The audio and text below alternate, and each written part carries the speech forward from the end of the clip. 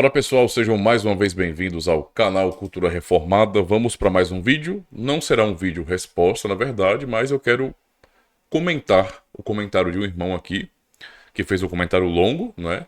Mas que eu achei bastante importante, eu gostei, tá? Então não vai ser nenhum tipo de vídeo onde eu estarei discordando veementemente do irmão, mas eu entendo que o que ele comentou me chama a basicamente trazer um pouco mais de clareza em certas falas minhas de um vídeo recente que eu fiz aqui no canal, tá bom? Então já se preparem para isso. Sem mais enrolação, bora pro vídeo e roda a vinheta, né? Uma vinheta um pouco mais atualizada.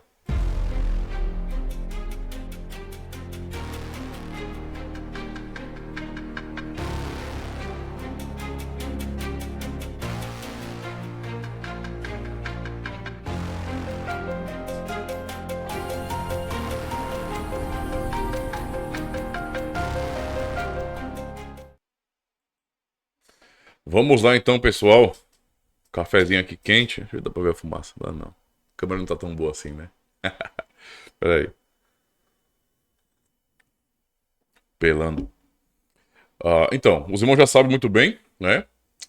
Se vocês querem cooperar com o canal, se vocês entendem que o canal Cultura Reformada tem conseguido aí, né, ao longo desses 4 anos, quase 5 anos, promover fé reformada de verdade, né? E os irmãos entendem que estamos conseguindo fazer isso, então me ajudem, né? Ajudem o canal, divulgando, compartilhando, recomendando para mais pessoas, não é? Especialmente as pessoas que talvez não conheçam tanto a tradição reformada continental barra holandesa, né? Eu tenho especialmente dado ênfase já durante esses anos à confessionalidade. E justamente porque eu tenho percebido que muitos não têm a mínima noção do que é a tradição reformada, tá? Então eu realmente me senti na obrigação de tentar trazer clareza e explicar isso aí, né? E é claro que, né, esse é o objetivo central do canal, mas no fim eu acabo fazendo vídeos, respostas, comentários, etc, né?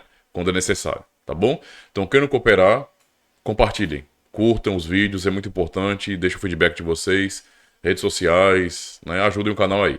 E que se quiserem ajudar de outra maneira também, né? Com algum tipo de oferta, sei lá, algum apoio, tanto vocês têm a oportunidade de fazer isso pelo QR Code, que sempre vai ter nos vídeos finais, da tela final, nos vídeos finais, não, tela final dos vídeos, né? Também tem o e-mail, que é o próprio Pix, ou comprar algum produto, não é? No link de afiliado que eu tenho aqui, tá? Raramente tem alguma coisa, mas eu sempre lembro aos irmãos aí, tá bom? E sabe muito bem que se chega alguma oferta, obviamente isso é convertido na compra de livros, tá? O que tem me ajudado bastante também a crescer no conhecimento a respeito da fé reformada, beleza? Então, vamos lá. Vamos para o assunto, né? O assunto, na verdade, é o comentário que o irmão Jadson Júnior fez no vídeo, no último vídeo que eu fiz, né? Sobre confessionais são sectários, uma reflexão importante. E antes de qualquer outra coisa, eu quero agradecer ao Jadson Júnior, tá? É um irmão em Cristo, certo? Eu li brevemente o comentário, mas eu quero ler agora com um pouco mais de atenção, certo? E fico feliz pelo seu comentário, meu irmão, tá? Muito obrigado mesmo, por sua honestidade, por sua sinceridade e preocupação até em trazer clareza a respeito de certos assuntos, né? Especialmente pensando no vídeo que eu fiz aqui, tá bom? Então sou muito grato mesmo. E vamos lá, né? Vamos ao comentário do irmão, tá? Ele fala bem assim, então, pastor, graça e paz. Graça e paz, meu irmão. Vamos lá. Irei expor aqui a minha opinião com respeito a uma pequena parte do que o Senhor comentou e gostaria que, se possível, me esclareça o que pensa do que irei falar. Veja só, concordo com praticamente tudo que o senhor falou, mas, em minha humilde opinião, tem algo que eu não consigo compreender no seu posicionamento e gostaria de apontá-lo aqui para o senhor pensar e até me corrigir se ver incoerência na minha linha de raciocínio. Antes de mais nada, quero deixar claro que comento com o máximo de respeito e amor fraterno pelo irmão, mas acho que isso pode ser até um aprendizado para mim. E seria uma falta de compromisso com a verdade não falar nada depois de verificar um posicionamento destoante de um irmão no qual concordo com quase 100% do pensamento. Por fim, neste prolegômeno de um comentário que provavelmente será bem longo, não é? Quero deixar claro, que além de respeitar o irmão, respeito os estudos do irmão, que certamente leu muito mais que eu e sabe muito mais de teologia reformada do que eu. Dito essas coisas, vamos para o conteúdo do comentário. Então, mais uma vez, só tenho a agradecer, meu irmão, pelo respeito, tá? Então, quando é uma pessoa que vem, não é, com, de fato, esse espírito fraterno de realmente procurar um diálogo, né, para trazer clareza sobre algum assunto, é prazeroso poder responder, né? Algumas pessoas podem entender, às vezes, né, que, aquele cara lá é arrogante, porque às vezes ele bate de um jeito, mas é porque as pessoas muitas vezes chegam no canal e elas se acham as donas da verdade, não é? E elas não vêm, tipo, perguntando, questionando, ou até dizer bem assim, olha, pastor, eu discordo disso. Não. Chego com 4 pedras na mão, querendo atacar realmente, e quando é esse assunto, ou eu ignoro, ou eu dou uma pancada firme, tá? E é simples assim, certo? Porque não vale nem a pena ficar, sabe, insistindo em falar. Mas quando é nesse caso aqui do irmão, né? Onde ele vem realmente para agir com honestidade, comentar com honestidade, a fim de trazer clareza, compreensão, e respeitando desse jeito como o irmão deve fazer, cara, eu fico feliz demais, tá? Então, vamos lá para o comentário do irmão. Ele fala bem assim: o senhor disse que julga credos e não indivíduos. E eu entendo o que o senhor quis dizer, e de certa forma concordo. Explico. Não devemos condenar ninguém em vida, pois ao Senhor pertence a salvação, e não somos ninguém para compreender o coração e o futuro daquela pessoa. Contudo, só para, antes de continuar aqui, então, você entendeu o que eu quis dizer. O que eu quis dizer foi isso mesmo, né? Eu não julgo por conta disso, eu não sei, né? Isso é importante. Contudo, ao meu modo de enxergar a ortodoxia, e peço que se eu estiver enganado me corrija, é inconcebível crer que uma pessoa que morre fora da fé conforme a tradição reformada confessa é salva. E eis a minha tese: quem morre fora da tradição reformada não encontrou a Cristo. Sei que muitos acharão meu comentário sectário, hipercalvinista e outra coisa, mas gostaria que o Senhor me explicasse o que pensa disso. Adiante e exponho meus argumentos. Então, vamos lá, né? Eu vou ler os argumentos do irmão, mas deixe-me comentar essa primeira parte aqui, né? Quando ele coloca essa base de raciocínio. Então, vamos lá. Contudo, ao meu modo de enxergar a ortodoxia, e peço que se eu estiver enganado me corrija, é inconcebível crer que uma pessoa que morre fora da fé, conforme a tradição reformada confessa, é salva, né? Então, essa é a minha tese. Quem morre fora da tradição reformada não encontrou a Cristo. Então, isso aqui é o ponto, meu irmão, que se encaixa naquilo que o irmão já concordou, né? De que nós não devemos realmente julgar as pessoas porque nós não sabemos, né? Primeiro porque é o Senhor que pede a salvação. Certo. Isso é um ponto básico comum. Em segundo lugar, porque também nós não sabemos o futuro da pessoa, né? Então, a nossa vista, naquele momento, né, parece alguém que não é crente de verdade, né? Mas eu não sei distinguir se aquele é um eleito de Deus e em algum momento o Cristo, que é o pastor, vai conduzir a sua ovelha ao seu rebanho. Por isso mesmo, por não saber o dia de amanhã, né, o futuro daquela pessoa, que eu não devo julgar. Certo? E também porque, aí em terceiro lugar, né? Porque quando nós falamos de tradição reformada, da interpretação reformada em si, não é? Nós temos que separar, né? Assim, um ponto bem básico, que é quando nós falamos de tradição reformada, enquanto uma tradição de interpretação da Escritura Sagrada, a qual concordamos, né? Eu entendo que nós concordamos ser a tradição que corretamente interpreta a Escritura Sagrada, né? Então isso é um fato. Eu não vejo qualquer outra tradição que se compare à tradição reformada nesse quesito, né? Então eu tenho a Escritura explicada, a sã doutrina ali explicada na tradição reformada, né? Quando você junta toda a tradição reformada, você vê essa grandeza, né? Essa profundidade e abrangência também. Outra coisa bem importante que então tem que ser separada é a questão de, quando eu falo de salvação e penso na igreja, eu acho que eu notei, né, quando li brevemente que o irmão tocou sobre a questão de igreja, separar isso da igreja, né? Por exemplo, porque se uma pessoa, vamos lá, Eu vou perguntar pro irmão e depois você responde. Pro irmão, então, é essencial e necessário e inegociável que alguém, não é, que seja salvo de fato, seja membro de uma igreja reformada, tipo, eu não estou dizendo que todo membro de igreja reformada é salvo, nós sabemos que não, né? É claro que há joio no meio do trigo, há pessoas que nunca foram crentes de verdade e assim por diante, mas estão lá, né? E fizeram catequese, publicação de fé, seguiram todo o processo. Mas eu pergunto isso pensando se o irmão entende que no fim, e eu sei que não, eu entendo que não, tá? Mas eu acho que é uma pergunta importante para que haja reflexão sobre isso, né? Que uma pessoa só é salva se for membro de uma igreja reformada, né? Ou seja, se estiver dentro da tradição reformada de maneira objetiva, confessional, não é? Com o pacote completo, com tudo aquilo que nós confessamos, com tudo aquilo que a tradição reformada traz. Porque se esse é o caso, então eu tenho que dizer que a fé reformada, no fim, é o próprio evangelho. Não é? É o próprio evangelho. Entenda que é perigoso, né? Porque alguns podem pensar o calvinismo é o próprio evangelho, pensando em alguns autores aí. Alguns dizem até que Charles Spurgeon falou sobre isso. Mas, embora eu não considere como reformado, né? Um batista.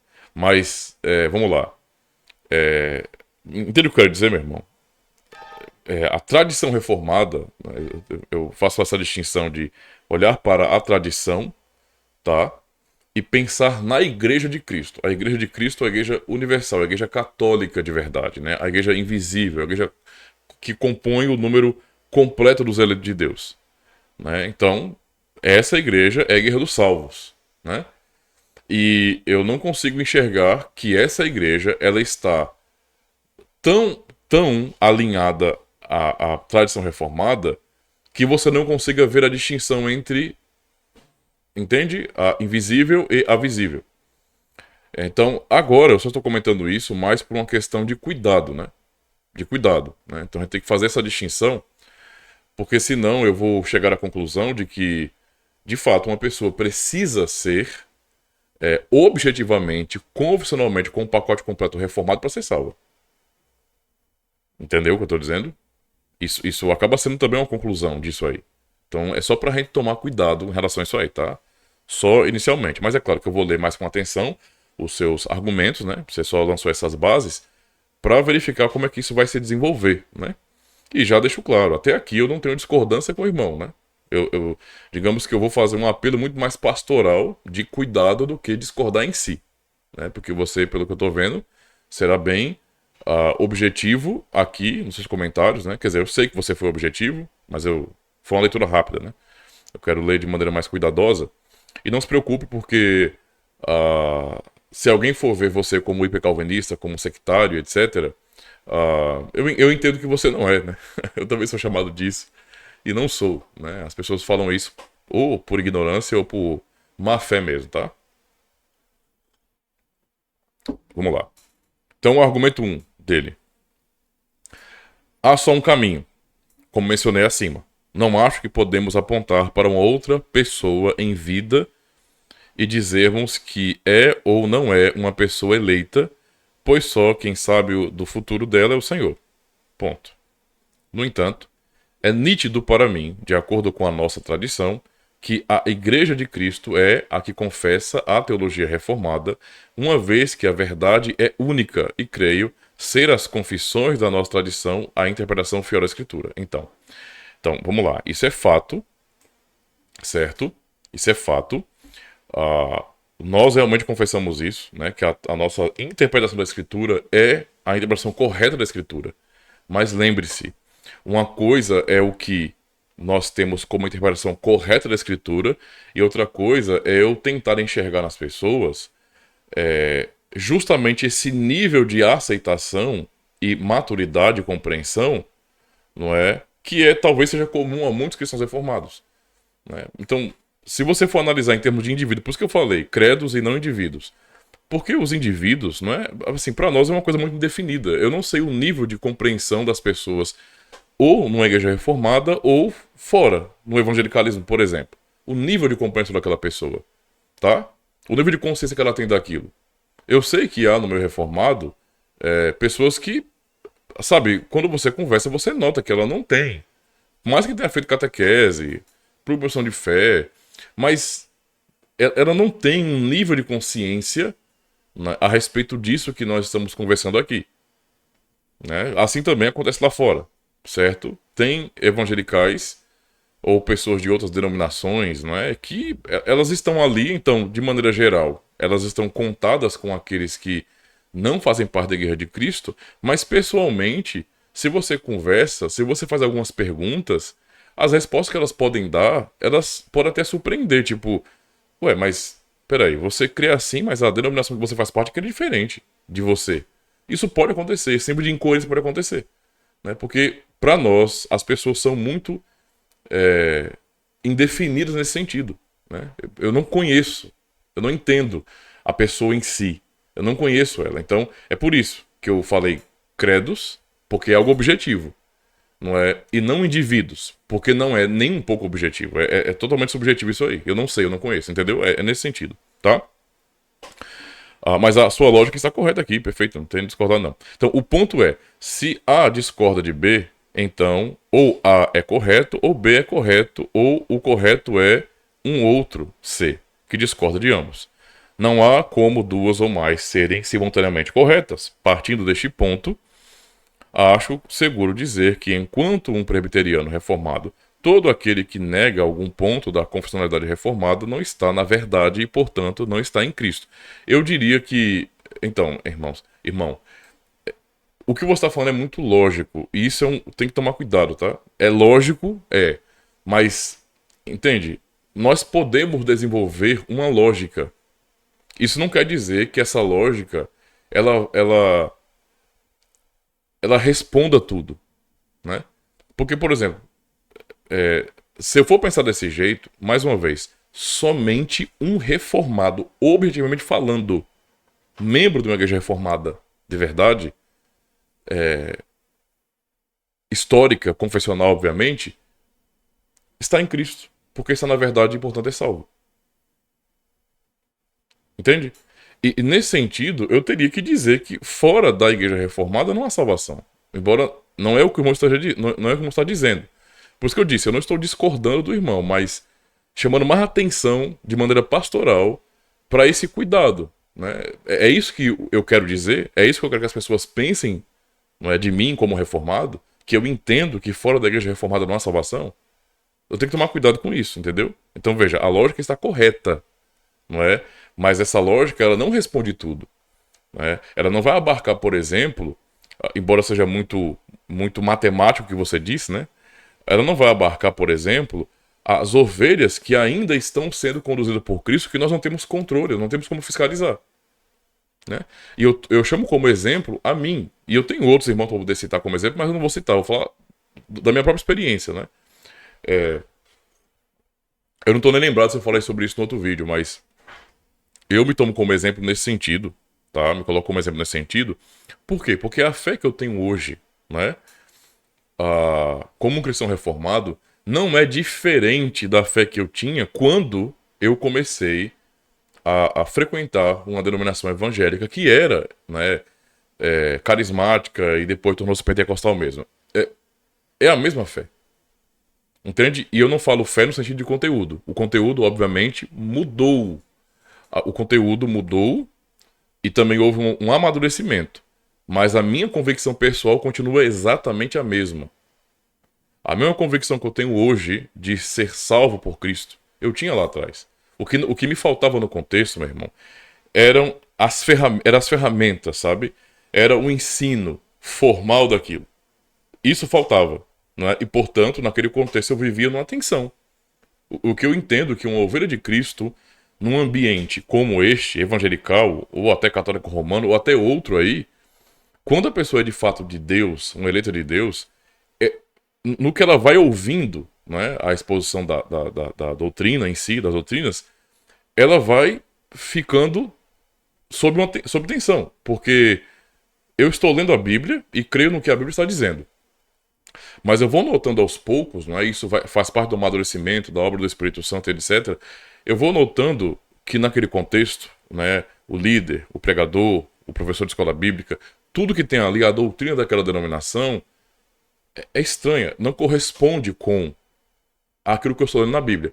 E eu tive esse nível de conflito não só na própria instituição, na denominação em si, tive esses conflitos lá, né, e não tive apoio, muito pelo contrário, incentivo para eu parar de estudar sobre essas coisas, mas também tive essa tensão até no seminário mesmo. Tá? Então, assim, entende o que eu estou dizendo? A lógica está correta, mas ela não vai abarcar pessoas que para nós não estão numa situação que para nós é subjetiva, porque nós não podemos entender, controlar, nem conhecer todo mundo. Ou seja, são ovelhas de Cristo que ele está, aos poucos, de uma maneira que eu não entendo, que eu não conheço, que eu não sei, não é? Porque ele é o pastor, né? O único pastor universal. Então ele mesmo é que está conduzindo as suas ovelhas, né? Então essa lógica não abarca esse processo. Por isso, nesse caso, né, essas pessoas que estão nessa situação, que têm convicção de salvação, apesar, né, elas creem somente em Jesus Cristo, elas têm plena consciência de que nunca fizeram nada, de que estavam mortas, que tudo quem fez foi Deus, ou seja, embora seja num contexto assim, evangelical, são puramente monergistas nesse sentido. Ou seja, eles creem de verdade em Cristo, né? Então, eu vou dizer que esse indivíduo não está na verdade? Em termos objetivos de denominação, não está. Mas internamente, pela graça de Deus, está. E é questão de tempo até Cristo conduzir essas ovelhas. E elas vão perceber que o que elas creem, que é o puro evangelho, destoa daquilo que estão vendo na denominação. E aí é quando acontece, né, esse êxodo. Eu tenho recebido pessoas pentecostais aqui, que eram pentecostais aqui, né? Como eu fui um dia. Tá? E por conta disso. Porque estavam lá ouvindo, uma hora, mas peraí, isso não tá correto, gente. Eu tô lendo a Bíblia, mas o que o pastor diz parece o contrário. Né? Entende o que eu tô dizendo? Então, assim, eu tenho que tomar cuidado, mais uma vez. Eu sei que não é o que o irmão está dizendo, mas o seu raciocínio pode chegar nisso. Pode chegar a isso. Então tem que tomar cuidado para não ser lógico demais, porque aí você pensa de maneira muito matemática, e essa matemática, essa lógica não abarca todas, sabe, essas situações, né? São muitas variáveis, essa é a realidade, que estão fora do nosso alcance. É só uma questão de cuidado por conta disso, tá bom? É por conta disso, certo? Senão, como eu falei, né? Nós vamos acabar nos tornando a caricatura que nos acusam de ser, né? Ou que fazem de nós, na verdade. Tá? Então é questão de cuidado, meu irmão. Só isso. Então, entendo que devemos ser... Aliás, vamos lá. Entendo que devemos ter caridade com os outros que possam não ter maturidade suficiente para enxergar erros. Mas se a boca não confessa as doutrinas corretas até o final da vida, a teologia natural a condena. Não é claro, então. Então, se a pessoa passar a vida todinha e permanecer daquele jeito, eu não tenho como pensar de outro jeito, né? Imagina, se o indivíduo e, mais uma vez, eu não estou tentando resumir a fé bíblica apenas à soteriologia. Mas eu preciso levar em consideração que, embora a fé bíblica não seja apenas soteriologia, não é? O que é central na fé bíblica, porque é a relação de Deus com o homem para salvar o homem por sua graça, tem a soteriologia. É soteriológica. Não é? Então, entende o que eu quero dizer aqui? Se a pessoa não crê no evangelho, não crê que Deus é quem salva o homem sem a ajuda do homem, não é? Se a pessoa rejeita isso, se a pessoa nega a eficácia da obra de Cristo, nega a soberania de Deus, nega tudo isso, nega a graça de fato, reafirma livre-arbítrio libertário e a vontade humana e blá blá blá. Quando uma pessoa ela insiste nisso e ela continua nessa mesma pegada até o fim da vida dela, eu não tenho como.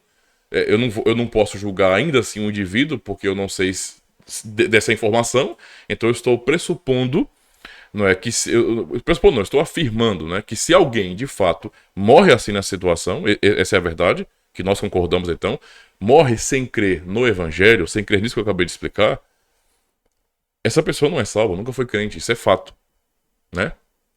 Isso é fato. Né? Mais uma vez, isso aí é eu afirmando um princípio que é seguro e para mim inalterável. Tá certo. Mas eu não tenho condições de julgar os indivíduos pessoalmente para saber disso. Por isso eu não julgo indivíduos e incrédulos.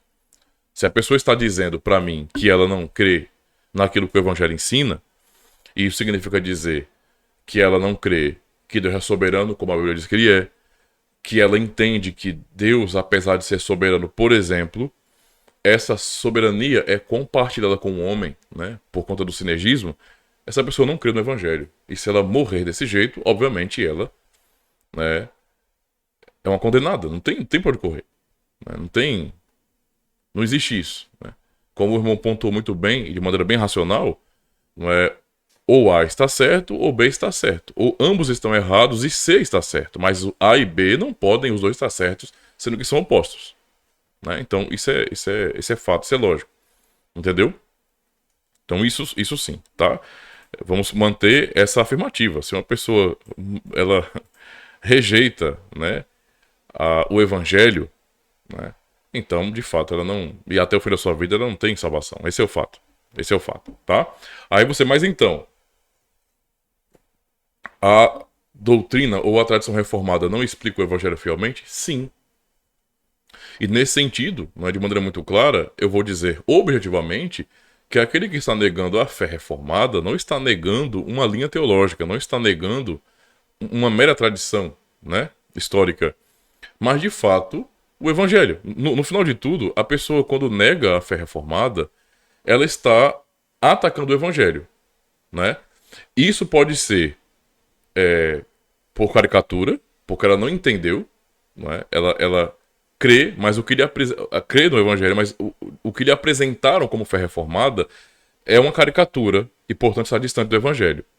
Ou a pessoa, e esse indivíduo é alguém que, na verdade, é de Cristo. E uma hora, como falei, né? Uma hora, Cristo, o pastor, vai conduzir sua ovelha. Ou pode ser aquele caso realmente fatal, né? Onde o indivíduo de fato não crê. Né? Então, todo o combate que ele tem à fé reformada, no fim, é um combate ao evangelho. Não é ignorância, é incredulidade, né? Então, são coisas diferentes. Vamos lá. Do mesmo modo, todo aquele que, confessando corretamente, não buscar uma vida de santidade e mortificação do pecado, está em caminho de rebeldia e não detém uma fé genuína e salvífica. Isso aí é fato, né?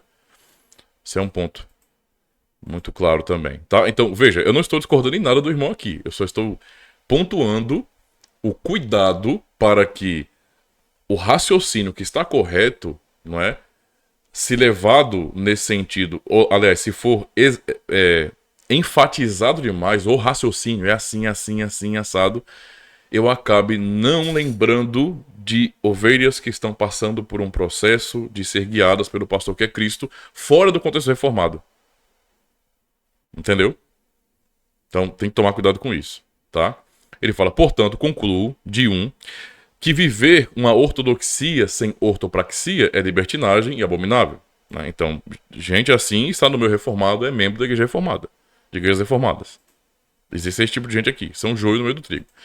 Então, tanto quanto viver uma de pseudo-ortopraxia sem ortodoxia é hipocrisia, legalismo e farisaísmo. Então, do mesmo jeito que ortodoxia sem ortopraxia é algo abominável, ortopraxia sem ortodoxia é hipocrisia, é farisaísmo, é legalismo, é absurdo, não significa nada real, né, na vida com Cristo. Isso é fato. Né? Então, é possível que uma pessoa seja crente, mas tenha muitas falhas e muitas fraquezas? Sim, e será exortada por Cristo, por meio da palavra, por meio dos oficiais da igreja pregando o evangelho. Sim, tá? Isso pode acontecer. Afinal de contas, todos nós somos ovelhas, somos fracos, somos falhos e temos que ser exortados sempre. Senão, não haveria trabalho para os pastores, não é verdade? Para os presbíteros da igreja. Mas também eu tenho que afirmar que não existe ortopraxia sem ortodoxia. Entendeu? É simples isso. Então, se a pessoa não tem a doutrina correta, não crê naquilo que a palavra do Senhor ensina de verdade, de uma maneira correta, ou seja, ortodoxia, sua prática não vem daí. E, portanto, sua prática não é nada. Né? Não é nada. É só moralismo mesmo. Vamos lá. Logo devemos negar que há salvação para quem está fora da verdade, pois só há um caminho ao Pai. Esta verdade deve ser escolhida e assumida, seja qual for. Luteranismo, calvinismo, arminianismo, papismo, etc. Então, vamos lá. Então, logo devemos negar que há salvação para quem está fora da verdade. De fato, não há salvação para quem está fora da verdade. Mas isso implica em dizer também fora da igreja reformada, entendeu? Das igrejas reformadas. É o que eu estou dizendo aqui. Né? Esse é um ponto muito importante. Tá? Uma pessoa que está fora de uma igreja reformada, eu não posso entendê-la como necessariamente fora de Cristo. Né? Quando eu falo isso, é pensando numa igreja reformada histórica, né? Que de fato é uma expressão da tradição reformada histórica. Entende? É o que eu estou dizendo aqui. Né? Então, eu vou dizer que uma pessoa fora desta instituição histórica, desta tradição, está fora de Cristo necessariamente, eu não consigo entender a esse nível. Tá? Embora pareça lógico, uma vez que nós estamos afirmando que a tradição reformada é correta, eu preciso manter a distinção de igreja visível e invisível, tá? E também não afirmar que a igreja invisível, ela só se manifesta na visível da tradição reformada. Eu tenho que tomar cuidado com isso. Porque, mais uma vez, se eu não tomar cuidado, por questão de lógica, eu posso chegar à mesma compreensão dos papistas. Fora da Santa Igreja Romana não há salvação. É claro que eles não pensam assim, quer dizer, a Igreja Católica Romana de hoje é uma coisa diferente daquela que nós conhecemos ao longo da história, do século XVI, daquilo que nós estudamos. Mas essa premissa, né, vamos levantar, embora eles estejam afirmando outras coisas hoje, mas são contradições deles mesmos, né? Mas vamos manter isso aí. Tá? Então, vamos lá. Fora né? Fora da igreja não há salvação. Com isso, todos nós concordamos. Na mesma linha do primeiro argumento, assim como só há uma única verdade, só há também uma única igreja verdadeira. Aí, por isso que eu estou perguntando mais uma vez, né? Estou pontuando mais uma vez. Sim, fora da igreja não há salvação, só há uma igreja verdadeira. Nós confessamos isso nos credos antigos, nas confissões, nos catecismos reformados, está tudo lá. Mas isso significa dizer, tá?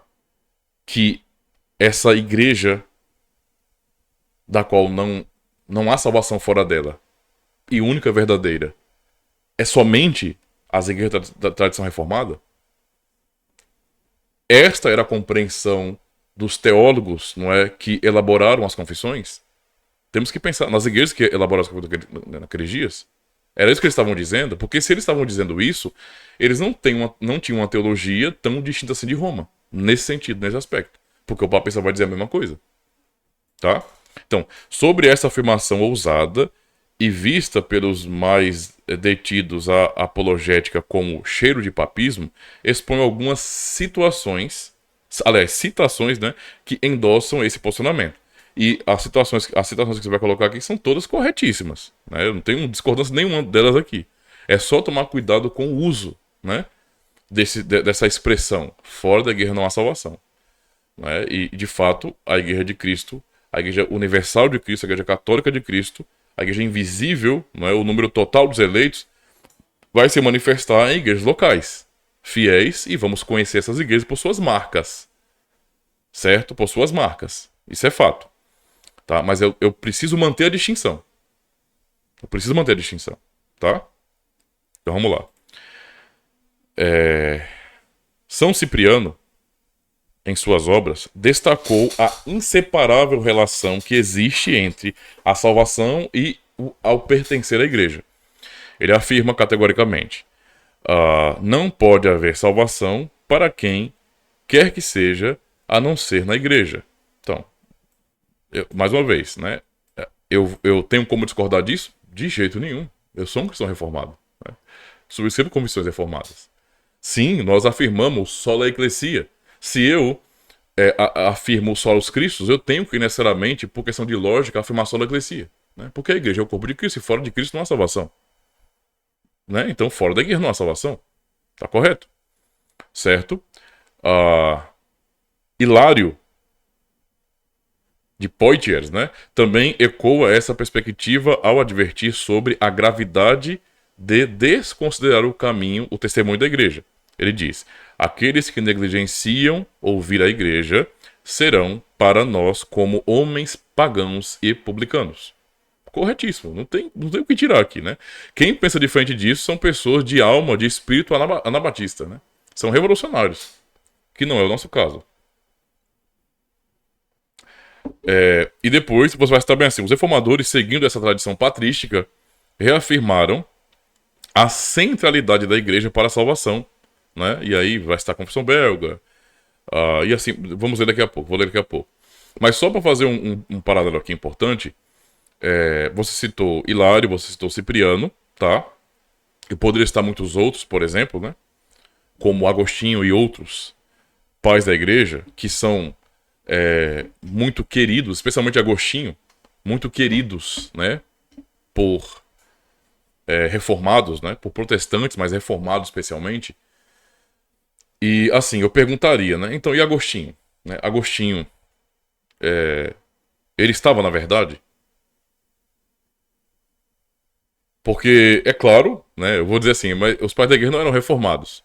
Isso é uma coisa óbvia, né? Não vamos ser anacrônicos aqui, mas não ser reformado, por questão da época, do tempo, né? Não implica dizer que eles não estavam na verdade, né?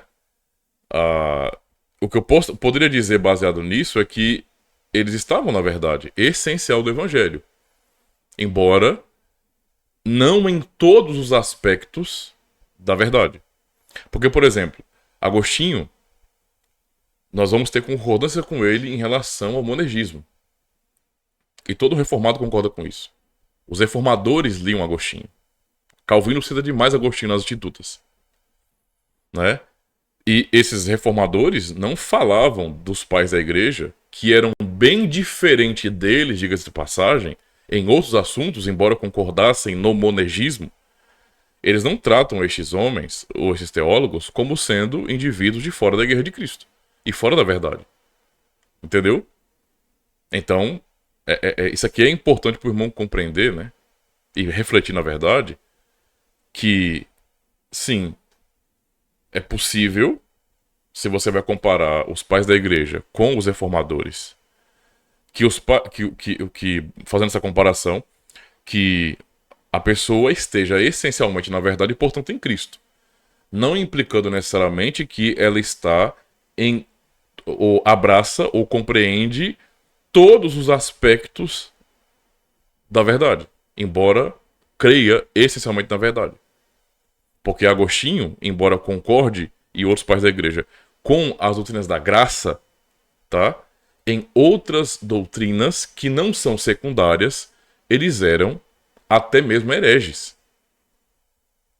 né? Não porque a igreja condenou como heresia, mas porque quando você olha para a negação do que afirmamos hoje, não é? Eles tinham um pensamento totalmente opostos e que hoje reconhecemos como bíblicos, de fato, né?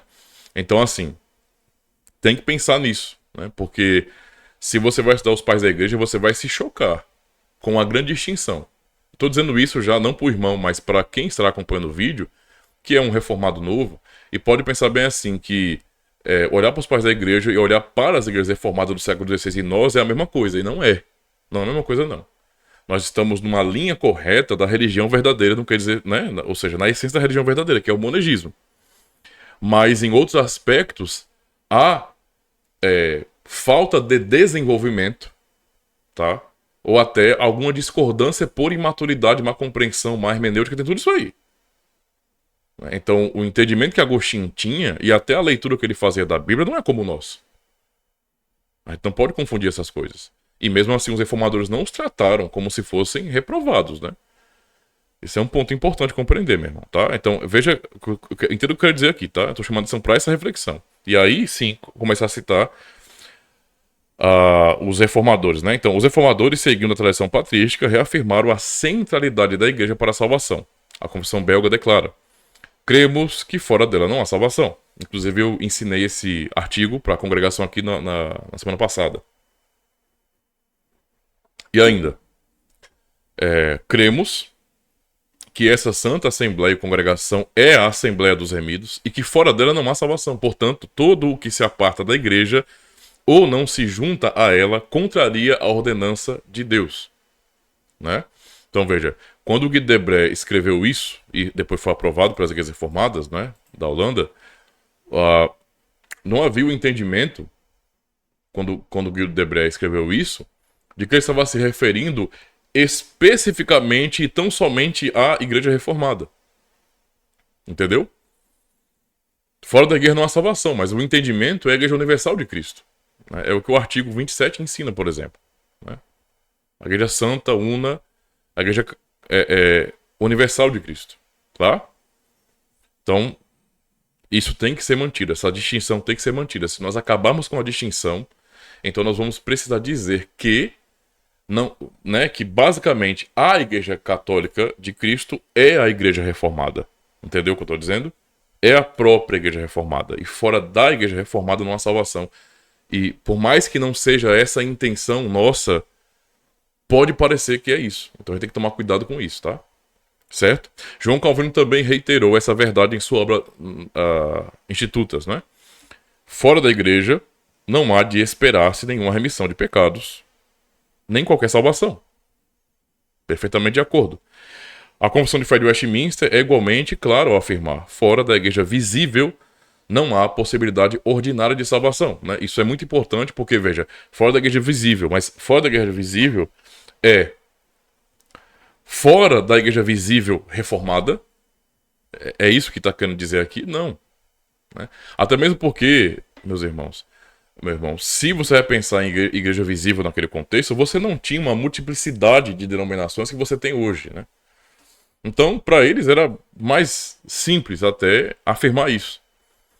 Né? Coisa que hoje, se houvessem tantas denominações, né? Essa coisa bagunçada que tem hoje, onde você tem algo muito subjetivo, indefinido, relativista, onde você não conhece o que significa ser evangélico, o que as pessoas creem de fato, né? Você só pode saber disso, às vezes, conversando com os indivíduos, porque, no geral, não dá para saber. Né? Então, talvez, uma confissão de fé seria muito mais específica nesse sentido, tá? Mas no caso aqui, entende? Não tem como eu olhar para um texto como esse, a Confissão de Fé de Westminster e das outras confissões citadas aqui, ou até de Calvino, entendendo que eles estavam dizendo que a igreja universal de Cristo, ela só se manifesta visivelmente na igreja reformada. Ou nas igrejas reformadas, entendeu? A questão, porque se eu entender por esse lado, então fora da igreja reformada não há salvação. E isso, eu sei que não é o propósito do irmão, porque você sabe muito bem que isso é o entendimento dos papistas, né?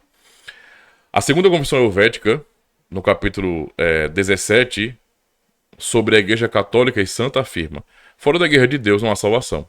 Consideramos a comunhão com a verdadeira Igreja de Cristo coisa tão elevada que negamos que possa viver perante Deus aqueles que não estiverem em comunhão com a verdadeira Igreja de Deus, mas dela se separem, de fato, né? Então, e aí tem toda a questão das marcas da igreja. Então você vai conseguir distinguir uma igreja de Cristo de verdade, tá? Que não é perfeita.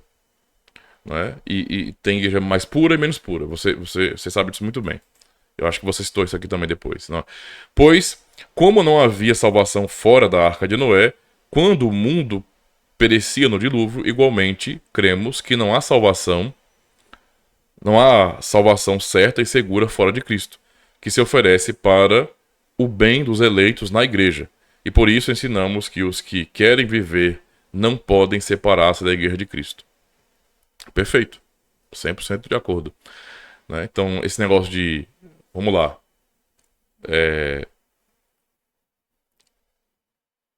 Ser desigrejado, ou membro de seita, ou membro de falsa igreja, não é um atestado, ou pelo menos não um atestado, mas uma demonstração de que tais indivíduos não creem em Cristo de verdade. Tá? Pelo menos objetivamente é o que parece, né? É o que estamos vendo. Ao mesmo tempo, mais uma vez, isso não me dá condição alguma para poder julgar aqueles indivíduos, né? Porque eu não os conheço. E não sei se eles estão num processo de reflexão, o Espírito Santo trabalha no coração deles, eu não sei, né? Então esse é um ponto aqui. Então, creio ser suficiente para o meu ponto.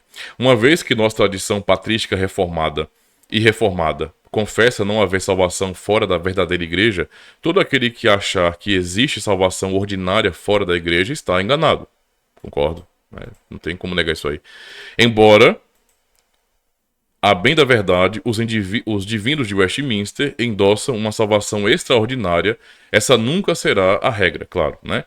Tornando a probabilidade maior de quem está fora do ordinário ser condenado e não salvo. Com certeza, né? Mas veja, essa questão extraordinária, essa exceção que só confirma a regra, obviamente, né, é uma demonstração de que os teólogos de Westminster, bem como os demais teólogos reformados, eles tomavam cuidado, né, para fazer essa distinção e não dizer categoricamente, não é, de certeza que indivíduos que não são membros da igreja reformada estão todos na condenação.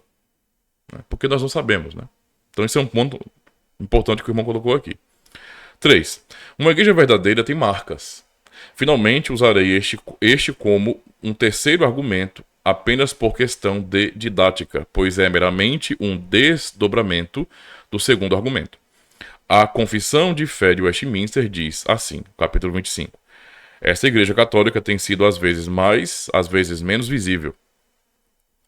E as igrejas particulares que são membros dela são mais ou menos puras, conforme a doutrina do evangelho por elas ensinada e abraçada, as ordenanças administradas e o culto público realizado nas quais, nelas mais ou menos puramente. Então, só aqui já dá para abarcar certos grupos que não são reformadinhos. Não são reformados mesmo, não é? Por quê? Porque se encaixam naquele nível de impureza, né? Ou seja, são menos puras, tá? Os cultos são menos puros. Falta compreensão e maturidade de algumas coisas, né? Então, as igrejas mais puras debaixo do céu estão sujeitas à mistura e a erro. E algumas se têm degenerado tanto que deixam de ser igrejas de Cristo e se tornam sinagogas de Satanás. No entanto, haverá sempre uma igreja na terra para adorar a Deus de acordo com a sua vontade. Não é? Então, aí o que está. Vamos lá. Nesse ponto, não é? Nós devemos fugir de idealismo. Porque mesmo que eu confesse que Deus sempre preserva o seu povo, sempre preserva a sua igreja, isso não implica jamais em que essa igreja é preservada de maneira perfeita, né? Claro, Deus preserva perfeitamente o seu povo, a sua igreja, mas no que diz respeito à prática da igreja, a relação de pureza, né, e menos pureza, essa igreja não é perfeita por conta disso. Né? Ela não é perfeita. Ainda existe resistência em nós, problemas em nós, má compreensão, por conta de nossos pecados, de nossas falhas, de nossa natureza ruim, caída. Nós temos dificuldades com certas coisas. De maturidade mesmo. Se não fosse assim, a Igreja de Cristo ela seria unânime em relação... por exemplo, se não fosse desse jeito, só pensando em tradição reformada, nós seríamos todos iguaizinhos. As nossas doutrinas seriam exatamente as mesmas, com as mesmas ênfases, sem nenhuma mudança, sem nenhum pequeno desvio. Seria exatamente igual. E é assim que acontece? Eu vou dizer para o irmão que não, porque existem, por exemplo, diferenças, não é, que são importantes na tradição reformada. Né? E aí eu tô fechando o cerco aqui com a tradição reformada estrita mesmo, pensando na tradição reformada. Genebra, né? Dort, no caso Holanda, e o Contexto Insular, né? Escócia, Westminster, etc. Inglaterra, no caso, né? Então, você tem a tradição reformada bem estabelecida, não é? Onde há uma unidade, nós temos um diálogo, nos reconhecemos como igrejas irmãs. Eu estou falando, pensando no lado histórico, né? Porque hoje em dia tem uma confusão muito grande aí, né? De que um quer ser mais reformado do que o outro e complica. E eu não estou tocando num assunto de pessoas que são de fato de fora, né? Tipo, batistas, né, outros grupos também que podem se identificar com o calvinismo no que diz respeito à soteriologia, o que para mim já mostra que eles são irmãos e que eles não estão fora da verdade. Embora, como aquele exemplo que eu sei dos pais da igreja, eles não estão abraçando a verdade completa no que diz respeito a todas as suas nuances, não é? As práticas, as doutrinas, ao culto. Eles têm falhas nisso aí. Eles estão errados nisso, não é? E acabam sendo praticamente uma tradição diferente, porque são. Mas eles creem no Cristo, não é, que salva de fato. Eles não militam contra a obra perfeita de Cristo, nem contra a soberania de Deus, nada disso aí. Então, eles creem na essência da verdadeira religião, não é? Estão falhando e falhando feio.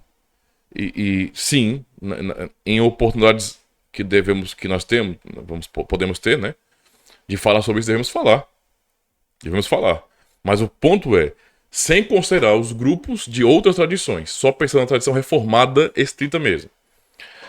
Não é? Aquela que tem a teologia do pacto como sendo algo central, que consequentemente por essa hermenêutica pactual, não é, compreende uma relação de continuidade entre o Antigo e o Novo Testamento muito mais clara, não é, e rica do que outras tradições, não é? E por isso mesmo temos doutrinas peculiares em relação a isso, mas mesmo as igrejas assim, elas não são 100% unidas, né? Se não fosse desse jeito, bastasse, por exemplo, que todos nós, não é, a começar por Genebra, a começar pela Confissão de Fé Gaulesa, né, as igrejas de língua francesa ali, 1559, todos nós poderíamos simplesmente, desde o começo, usar a mesma confissão de fé. A mesmíssima confissão de fé. Mas o fato é que, quando as igrejas foram se espalhando, os reformados, as igrejas foram vendo que havia necessidade, não é, de estudar mais e explicar mais e declarar melhor a sua fé. O que causou, basicamente, distinções, mínimas que sejam, mas são distinções.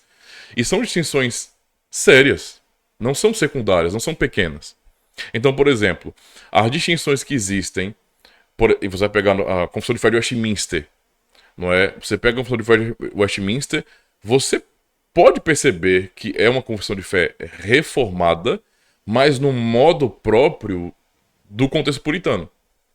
E que tem um rigor que as confissões continentais não têm, no que diz respeito à lei, né, e à explicação de algumas coisas. E esses pontos, eles no fim, eles são inegociáveis, né? Por exemplo, lá em Dort, né, a Dort para mim representa realmente um concílio, um sínodo que representa a ortodoxia reformada, porque reuniu teólogos de vários lugares diferentes, inclusive insulares. Mas no contexto, nos bastidores do sínodo, houveram debates ali, né, por conta da questão dos mandamentos, especialmente pensando na guarda do dia do Senhor, no sábado cristão.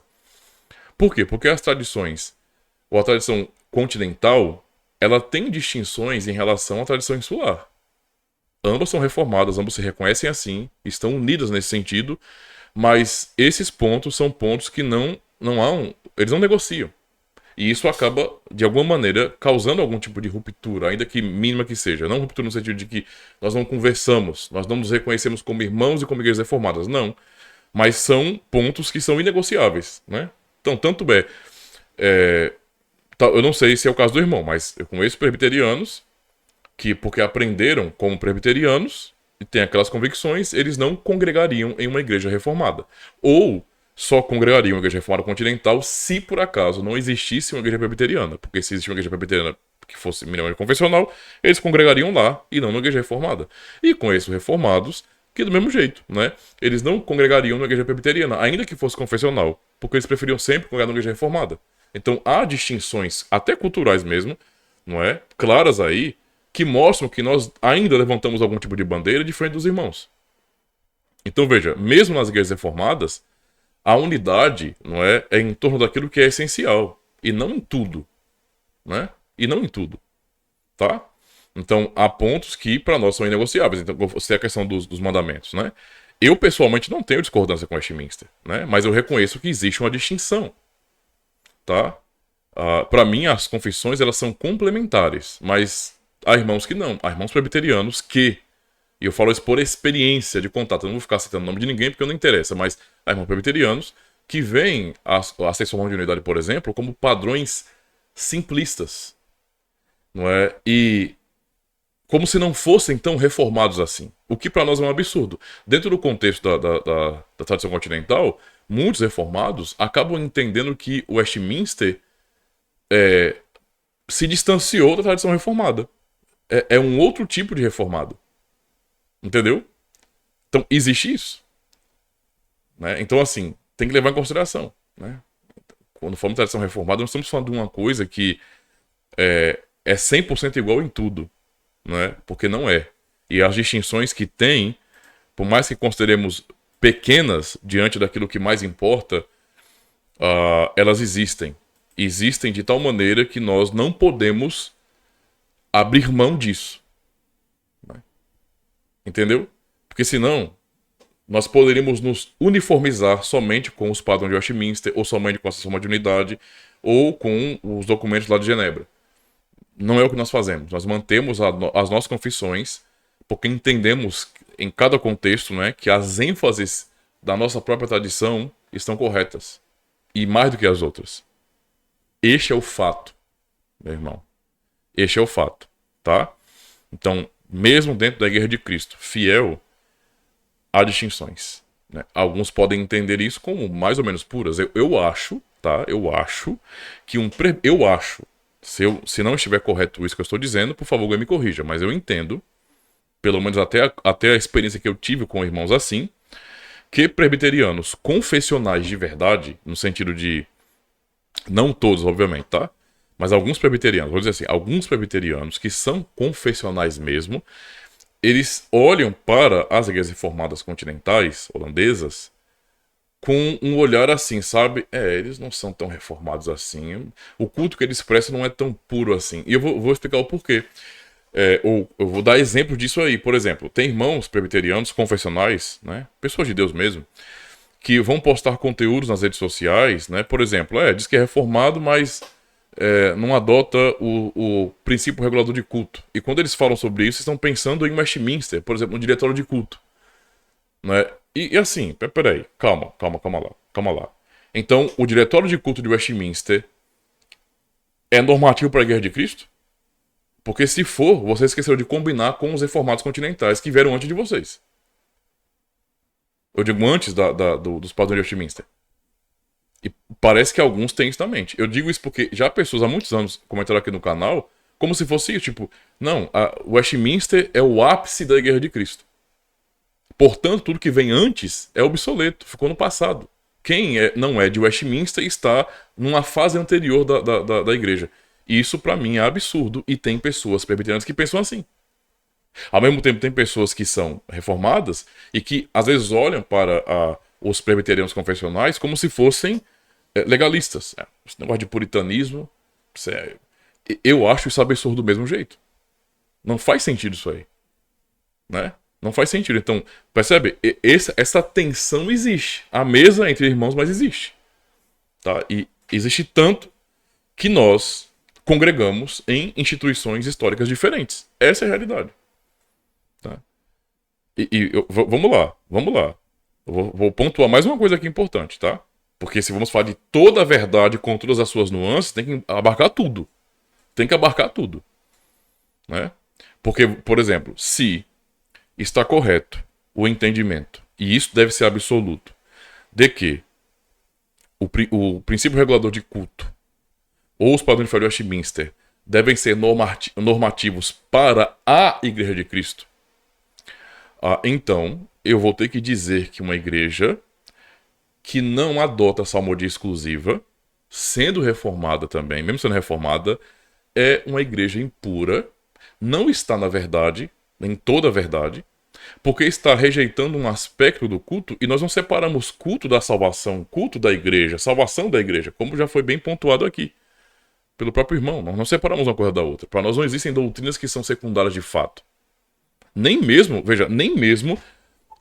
por exemplo, o sistema de governo para nós é secundário. Tanto é que nós lutamos para manter o nosso sistema de governo.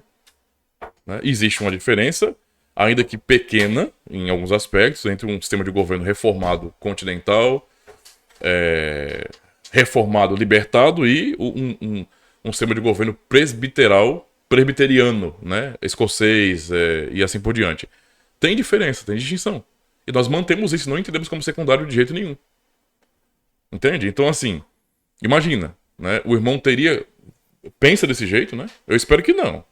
Pensa desse jeito. Então, se essa for a conclusão que eu vou chegar usando a lógica, então eu preciso dizer que as igrejas reformadas que não adotam o princípio regulador de culto de Westminster, no caso, o diretório de culto de Westminster, o princípio regulador, entendendo que a salmodia deve ser exclusiva, então as igrejas que não são assim, são de salmodia inclusiva, são todas igrejas impuras e eu nunca recomendaria ninguém para congregar lá.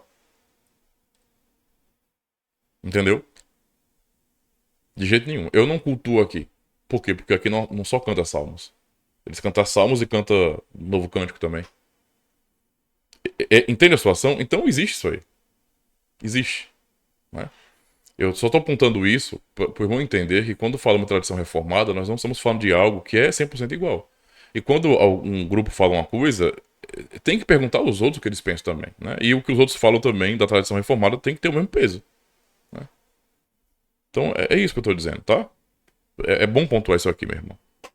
Eu estou falando isso justamente para que haja essa reflexão, para a gente tomar cuidado, né?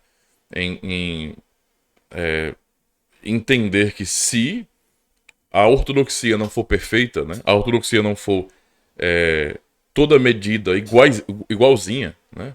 Igualzinha, isso implica em que a pessoa que não pensa ou crê exatamente como nós em todos os aspectos está fora da verdade, portanto fora de Cristo.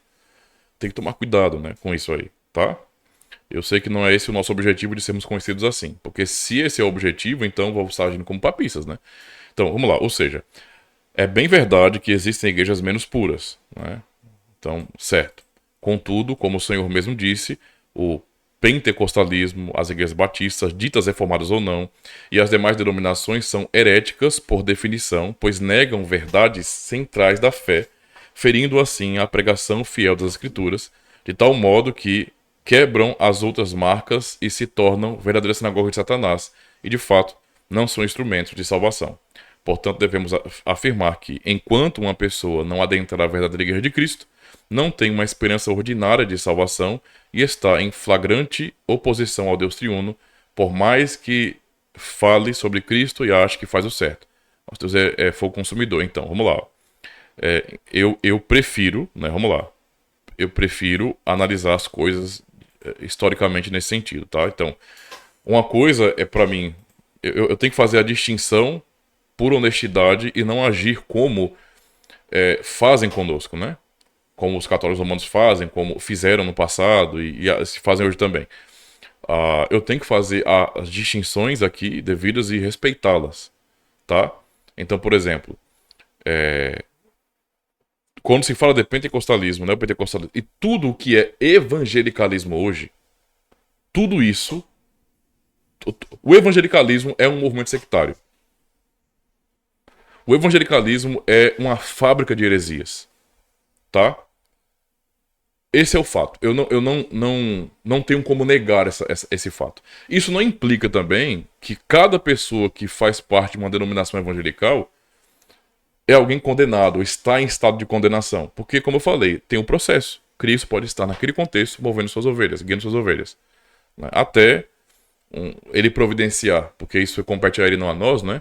Uma igreja fiel para a pessoa congregar. Mas eu faço isso. Quando eu olho para as igrejas protestantes, eu tenho que tomar cuidado com isso aí, né? Porque eu posso pensar, por exemplo, embora o movimento batista, né, seja algo muito distinto, digamos assim, mas os batistas começaram ali com os puritanos, né? Eu não estou levando em consideração os antecessores, os anabatistas, né? Mas eles começaram com o movimento dos puritanos ali, né? E sinceramente, aí eu vou pedir para que talvez o irmão ou outros presbiterianos me digam se os presbiterianos puritanos consideravam os puritanos batistas, que eram, não é, monergistas, como sendo hereges, no sentido real da palavra, e, portanto, réprobos. Não é? Sinagoga de Satanás. Era assim que eles viam? Porque eles faziam parte de um movimento, né, que eu sei que havia até arminiano no meio do puritanismo, mas eu queria entender se era esse o posicionamento deles. Tá? Porque eu faço uma distinção. Sim, eu entendo que a negação do batismo infantil é uma heresia. Eu não teria como pensar de outra forma, porque eu sou um cristão reformado. Então, sim, a negação do batismo infantil era uma heresia. É uma heresia. Assim como eu entendo que os pais da igreja, que estão ao nosso lado no que diz respeito às doutrinas da graça, também criam heresia. Porque eles criam coisas que os católicos romanos creem e que nós não cremos. E, portanto, eu tenho que dizer que eles criam são heresias. Tá? Então você vai encontrar em pais da igreja, por exemplo, uma exaltação à figura de Maria que você não vai encontrar nos reformadores. Embora os reformadores você tenha um respeito, não é, grande e considerável com a figura de Maria, não é? Mas percebe? Então, eles tinham heresias pontuais. É assim que eu vejo batistas particulares, né? Monegistas. Eu entendo que a negação do batismo infantil é uma heresia. Eu não tenho como negar isso aí sendo eu um reformado, né? Eu estaria mentindo e fingindo que eu não tenho uma confissão de fé que eu subscrevo, né? Então, sim, é uma heresia. É um crime gravíssimo. É negar aquilo que é devido aos filhos da aliança. Só que esta é a consequência, essa heresia pontual é a consequência, não é, da mudança de hermenêutica, da compreensão, da reformulação, digamos assim, da doutrina do pacto. Né? O afastar e o estabelecer uma tradição paralela. Tá? Então isso é literalmente se apartar da tradição reformada. Mas são hereges nesse ponto, ou seja, uma heresia pontual. Não são hereges totais, digamos assim, ou essencialmente hereges, como, por exemplo, os remonstrantes. Aqueles que mantiveram a remonstrância. Porque eles não estavam discordando de um assunto, não é? Que está vinculado à doutrina da salvação, que são sacramentos, mas ainda mantendo a doutrina da salvação essencialmente falando. Não. Eles estavam negando a doutrina da salvação. Então eles estavam negando a fonte, tá? A própria fonte do significado dos sacramentos. Era isso que eles estavam negando. Então a heresia deles é uma coisa grave. Eles criam num outro evangelho. Mas um batista particular, não é, que portanto crê, ele entende de maneira monergista, ele crê nas doutrinas da graça, ele não crê num outro evangelho. Ele é incoerente. Então sua heresia é, na verdade, a incoerência de uma hermenêutica ruim. É assim que eu vou entender. Mas não que ele está numa sinagoga de Satanás. Não é? Não que ele não está na verdade. Ele pode não abraçar nuances da verdade. Mas dizer que ele não está na verdade, não está em Cristo, por exemplo, que poderia ser uma consequência do que o irmão estava dizendo, isso é temerário, isso é perigoso. Tá? Então, é complicado. Né? É claro que eu estou dizendo isso, levando em consideração que nós não separamos, né, as doutrinas. Nós não fragmentamos a doutrina. Né? A fragmentação acontece somente na sistemática. Mas sabemos que uma coisa está ligada à outra. No entanto, é importante compreender isso, irmão. Então, é muito mais um conselho. Veja, eu não estou discordando de sua lógica. Eu estou apenas, de maneira pastoral, chamando a sua atenção para tomar cuidado com a sua lógica. Cuidado, vamos pensar bem nisso aí, para que eu não, em nome da coerência da minha própria lógica, eu acabe pontuando que, se não é reformado, da Transforma de Unidade e de Westminster, estão todos em sinagoga de Satanás. Não estão na verdade, não estão aqui, portanto não são salvos. Entende? Tem que tomar cuidado. Eu sei que não é esse o seu objetivo, não é isso que você está dizendo, e, portanto, eu posso entender isso perfeitamente e aconselhar o irmão, né, a tomar cuidado com essa forma de expressar, digamos assim, Porque outros podem chegar à conclusão disso. Pode ser, de repente, por entender emocionalmente isso, né? O que é um erro e um vacilo da pessoa. Mas é o que eu disse no início, né? Nós temos que tomar cuidado para nós não nos tornarmos a caricatura que fazem de nós. Fazem caricatura? Beleza. Mas nós sabemos que é uma caricatura. Nós temos que tomar cuidado para que nós não nos tornemos essa caricatura, né? No fim.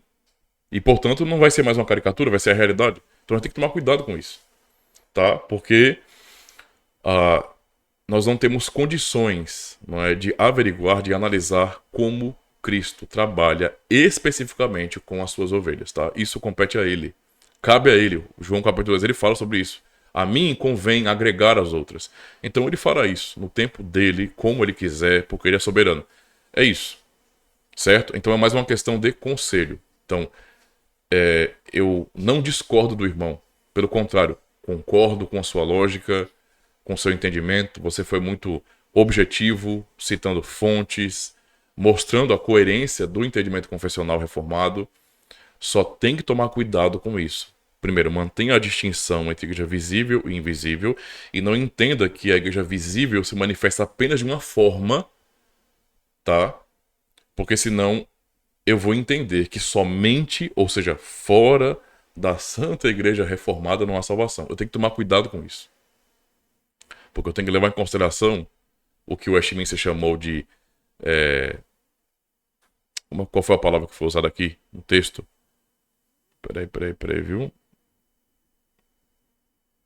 De salvação, no caso, uma forma extraordinária, né?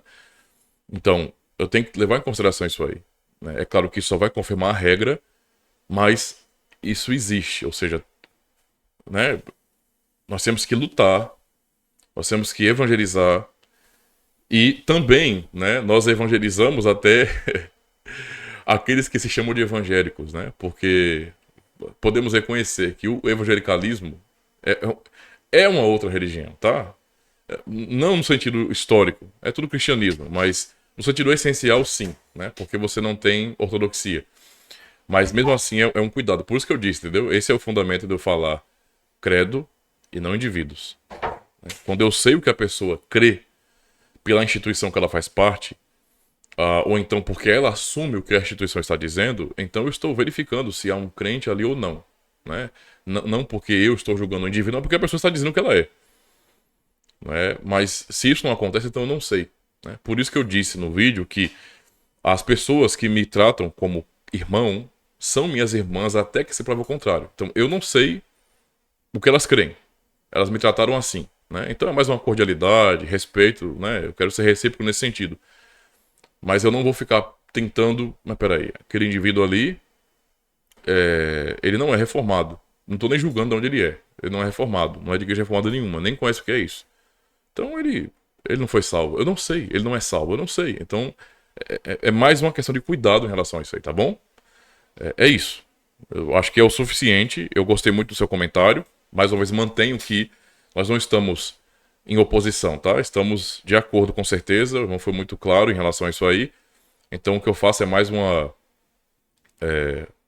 só acender um alerta, né? Um cuidado pastoral, tá? Só isso. Vamos manter a distinção para que não haja uma confusão, tá? E eu fique tão impressionado pelo fato da tradição reformada expressar melhor o que é a Igreja de Cristo e confundir isso com sendo a tradição reformada ou uma igreja reformada a própria e total Igreja de Cristo. Tem que tomar cuidado com isso. Né? Porque se ela for, então ela não pode não ser. Entende o que eu quero dizer, né? Ou seja, não pode haver desvios, não pode haver mudanças, não. Porque é assim, exatamente assim que Roma pensa, né? Por isso que Roma mantém debaixo do seu guarda-chuva todo tipo de maluquice, porque mantém a instituição como sendo a. Né? E eu sei que não é esse o nosso pensamento, tá bom? Mas eu acho que o irmão pode entender o que eu disse aqui. Espero ter sido claro. É um vídeo longo, né? 1h14, cara, agora que eu tô vendo. Vamos terminar, tá bom? Qualquer coisa, meu irmão, que não ficou tão clara, né? Não pode perguntar aí que eu posso fazer um vídeo mais curto, né? Só pontuando aquilo, tá? Então é isso. Deus abençoe. Até a próxima e aos demais irmãos também. Se você chegou até aqui e gostou desse vídeo, então aproveita e se inscreve no canal. Aproveita também e já deixa o seu joinha, porque isso ajuda bastante o canal. E deixa o seu feedback, faz um comentário aí, tá bom? Isso é muito importante, porque mostra engajamento aqui no canal também. E é claro, compartilha o link desse vídeo com todo mundo que você conhece nas suas redes sociais, grupos de WhatsApp, de Telegram, ajuda o canal aí. E se você quiser cooperar, para que o canal avance em termos de literatura, então está aqui o Pix. Fique à vontade. Aproveita e assista mais um vídeo.